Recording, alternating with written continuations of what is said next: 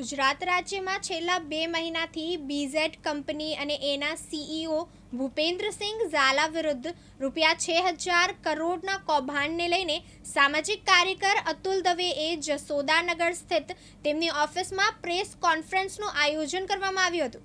તેઓએ જણાવ્યું કે આ કૌભાંડ ખોટી રીતે રજૂ કરવામાં આવ્યું છે, જે એક રાજકીય ષડયંત્ર કરીને ભૂપેન્દ્રસિંહ ઝાલાને ફસાવીને બદનામ કરવામાં આવ્યા છે।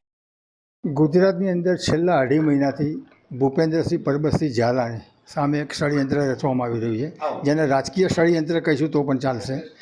હવે આમાં શું ખરેખર કમ્પાઉન્ડ છે? 6,000 કરોડનું બતાવે છે।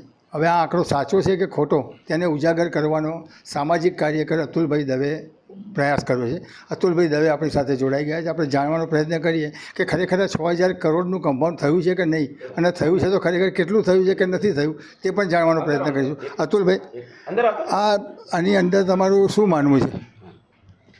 એકચ્યુઅલી આ કૌભાંડ જ નથી, આ શબ્દ જ ખોટો પ્રયોગ થઈ રહ્યો છે।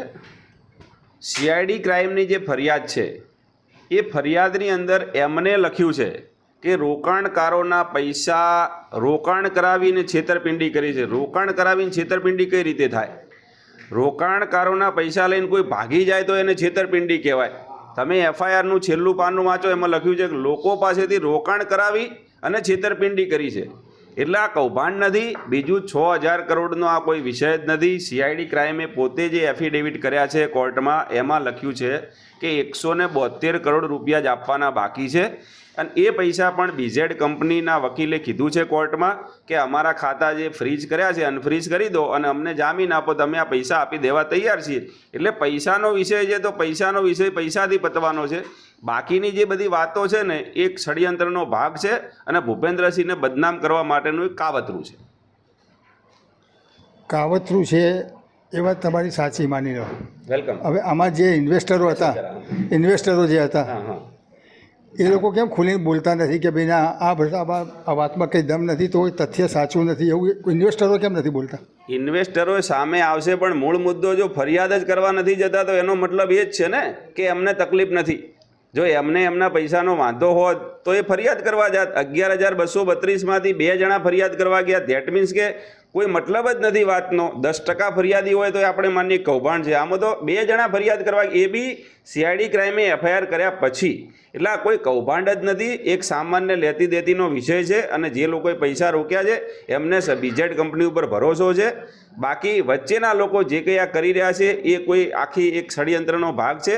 હકીકતમાં કૌભાંડ છે જ નહીં, અને 6,000 કરોડનો જે આંકડો છે, હું વિનંતી સભર જે જ લોકો આવું 6,000 કરોડની વાત ચલાવે છે તમામને વિનંતી સભર કહું છું કે જો આપની પાસે આવો 6,000 કરોડનો કોઈ હિસાબ કિતાબ હોય તો આપના પ્લેટફોર્મ પર એ સાર્વજનિક કરો, અથવા તો મને મોકલો તો અમને પણ ખબર પડે કે બીજેડે ખરેખર 6,000 કરોડ ઉઘરાયા છે કેમ કે જે તપાસ એજન્સી તપાસ કરી રહી છે એ તો કે 422 કરોડ ઉઘરાયા છે, તો 6,000 કરોડનો આંકડો આવ્યો ક્યાંથી? અમે એ જાણવા માગીએ છીએ। બીજું કે એક મહિલાને આમાં તમે કારણ વગરની સંડોવી દીધી છે। કોઈ પણ વ્યક્તિ ગુનો કરે ને તો ભારતના બંધારણમાં ક્યાંય એવું નથી લખ્યું કે એના પરિવારને જોડે ગોઠવી દેવાનો। આમાં એક મહિલાના તમે ફોટા બતાવો છો કે આ મહિલા સાથે આમ છે, તમે આટલું પણ સૌજન્ય આપણે નથી રાખી શકતા, સંવેદના નથી રાખી શકતા, એટલે એનું દર્દ થાય છે। અને આજે મેં જે પ્રેસ રાખી છે એનો મતલબ એટલો છે કે ભાઈ એક પક્ષી જે વાત ચાલતી હતી તો બીઝેડ વતી પણ કોઈ વાત મીડિયા સમક્ષ આવે અને લોકો સુધી પહોંચે, બંને પક્ષની વાત આવે પછી લોકો નક્કી કરે ખરેખર આમાં તથ્ય શું છે। એક તરફી જે વાત ચાલતી હતી એમાં હું સત્ય સીઆઈડી ક્રાઇમના એફિડેવિટ એફઆઈઆરને સાથે સત્ય રજૂ કરી રહ્યો છું। એમાં મારો એક બી આંકડો નથી, સીઆઈડી ક્રાઇમનો આંકડો છે કે આ 6,000 કરોડનું કોઈ કૌભાંડ નથી। તમે સોશિયલ મીડિયાના માધ્યમથી વારંવાર એક પોસ્ટ મૂકતા હોય છે કે ભાઈ આ રાજકીય ષડયંત્ર છે, તો તમને કેમ એવું લાગે છે કે રાજકીય ષડયંત્ર છે? અમને બિલકુલ એવું લાગે જ છે, કેમ કે રાજકીય ષડયંત્ર ન હોત તો આટલી એક નનામી અરજીના આધારે સીઆઈડી ક્રાઇમ કોઈ દિવસ આટલી હદે ફરિયાદ દાખલ ન કરે। એવી તો હજારો અરજીઓ સીઆઈડી ક્રાઇમમાં પડી છે, કોઈ પૂછવા નામ સાથેની અરજીઓ છે, ગુનાની તપાસ આપેલી છે એની અરજીઓ પડી છે, એમાં આટલું બધું એક્શન નથી લેવામાં આવતું, આમાં રાતોરાત આટલા બધા એક્શન લેવામાં આવે કોઈ ફરિયાદી નથી। એટલે રાજકીય ષડયંત્ર છે। મૂળ આમની જે લોકપ્રિયતા ત્યાં વિસ્તારમાં હતી એ લોકપ્રિયતાથી સાબરકાંઠા જિલ્લાને પોતાના બાપની જે ભાઈ જાગીર સમજે છે એ ભાઈના પગ નીચેથી રાજકીય ધરતી સરકી રહી હતી ને એટલે આ બધું ષડયંત્ર થયું છે. પણ એમાં એમના હાથ હેઠા પડશે. એમને સુરત સામે ધૂળ ઉડાડવાની કોશિશ કરી છે ને એ ધૂળ એમની આંખોમાં જ પડવાની છે. એમના આવતા સમયમાં ખબર પડશે કે એમનાથી ખોટું રંધાઈ ગયું છે. તમને શું લાગે છે કે આ ઘટનામાં અથવા તો આ ઘટનાનો અંત ક્યારે અને કેવી રીતે આવશે? ટૂંક સમયમાં આવી જશે. દૂધનું દૂધને જેવી ચાર્જશીટ થશે ને એમાં દૂધનું દૂધ ને પાણીનું પાણી થઈ જશે કે ભાઈ કોઈ ફરિયાદી જ નથી, પછી શેનો કેસ ને શેની વાતો. અને ટૂંક સમયમાં ઇન્વેસ્ટરો બી 1 to 1 સામે આવશે, કેમ કે આમાં આટલું બધું હોય એટલે સ્વાભાવિક છે કોઈ બિચારું બોલવા તૈયાર ન થાય. ધીમે ધીમે અમે પણ ઇન્વેસ્ટરો સુધી પહોંચીશું અને લોકો સુધી પહોંચી અને આપની સમક્ષ ઇન્વેસ્ટરોને પણ ભવિષ્યમાં લાવીશું.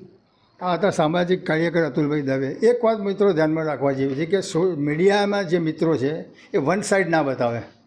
કારણ કે તમે વન સાઈડ જ્યારે આવા સમાચારને ઉજાગર કરવા પ્રયત્ન કરો છો ને એટલે જનતાને સમજતા વાર નથી લાગતી કે એની બેકગ્રાઉન્ડમાં શું હશે અથવા બેક સાઈડમાં શું હશે અને અંડર ધી ગ્રાઉન્ડ પણ આમાં શું હશે એ જનતાને સમજતા વાર નહીં લાગે. કારણ કે જનતા જાગૃત છે.